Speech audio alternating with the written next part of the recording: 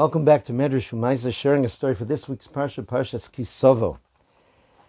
As part of the epic story of the Mir Yeshiva's almost miraculous salvation during the war by traveling from Vilna through Siberia to Japan and eventually to Shanghai, so there were other people who joined on with that trip. Other yeshivas, perhaps only partially, Chachmei Lublin, Lubavitch Yeshiva, and the Rebbe, Reb Shimon Shalom Kalish, the Amshinov Rebbe, who also joined along together with his son, Reb Meir. A wedding took place in Shanghai. Reb Meir's daughter became engaged to Reb Chaim Milakovsky, one of the great Iluyim, one of the great geniuses of the Mir Yeshiva. The wedding took place in Shanghai, in the Beit Aharon Shul, which was where the yeshiva set up their base. And the parents of the Kala were there, but the chasan didn't have his parents. His father had already passed away. He had no family there.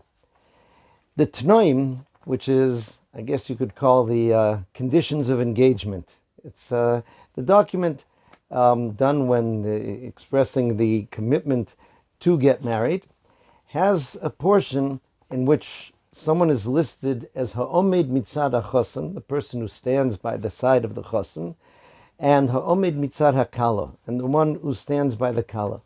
Usually, this position is taken by the father of the chasan or the kala. Here, since Reb Chaim's father wasn't there, the mashgiach of the yeshiva, the tzaddik Rabbi Cheskel Levenstein Zatzal, he stood in, and it said, ha'omed mitzad ha'chasan Rabbi Cheskel Levenstein. This was, on one hand, a great honor, but the Amshinov Rebbe, the grandfather of the Kala, Reb Shimon Shalom, looked at the chasan and he was able to see the pain that he felt in the fact that even though a great tzaddik was there, standing by his side, so to speak, he didn't have his father there, he didn't have family members there.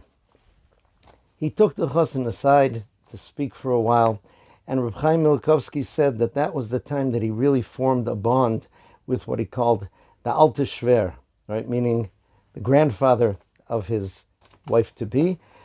And he sensed Chaim's pain and talked to him about it, and then he told him a message that stayed with him for the rest of his life. He said that you have to understand, he says that really, ha'omed mitzad ha'chasan Chaim Milakovsky, the one who is standing by the side of the chasan Chaim Milakovsky, is Chaim Milakovsky. Ve'echzakta v'yisal ish. Be strong and be the man that you can be, because realize that HaKadosh Baruch Hu has given you the kochos, the strength to build and to go on yourself. And he said that that helped strengthen him for the rest of his life. It's a very important lesson to learn how to stand up after trying times. The transition between this week's Parsha, Parshas Savo, which has in it the Tochacha, which describes the terrible events that can happen to Am Yisrael if they don't follow the Torah. And one who reads it sees events that have really happened during our history. It leads into next week's Parsha, which begins, Atem Nitzovim. You are standing. As Rashi says there in the beginning, that Am Yisrael, when they heard of all these potential calamities that can take place, they changed color out of fear of it, but then HaKadosh Baruch Hu said, you are standing.